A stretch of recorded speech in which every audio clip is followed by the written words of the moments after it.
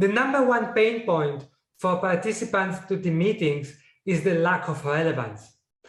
In particular, in all meetings, you want to avoid the situations where any of the attendees is asking himself or herself, why am I here? So let's see how to prevent these situations.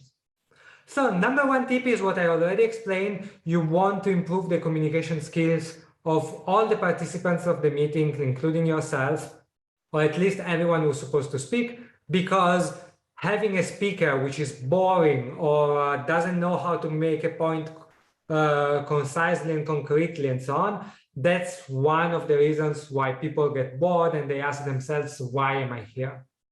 Other reasons include having a meeting which is too large with too many people, especially when some agenda items, they're only relevant for part of the attendees. The rest of the attendees will be wondering, why am I here? So you want to try to avoid that. And some ways to avoid that are either you avoid big meetings, you split them into smaller meetings, which are driven by the agenda. And in particular, you want to ensure that you only invite people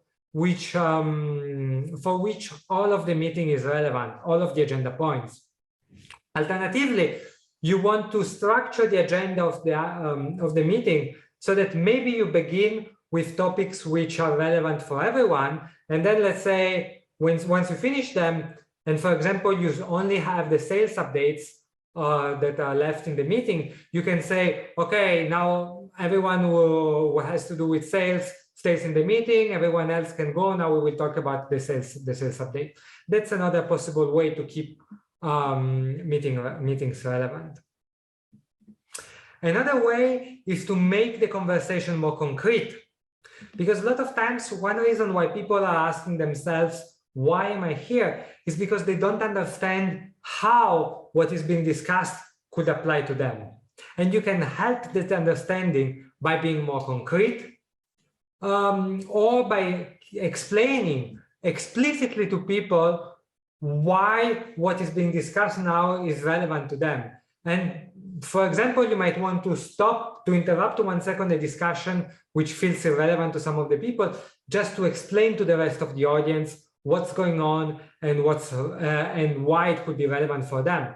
You don't need to go in details, because this meeting it's not about the interruption. You don't want the interruption to take a large part of the meeting, but you want still to give some very concise elements, the most important ones, so that at least the people who are listening, they can at least understand what's going on.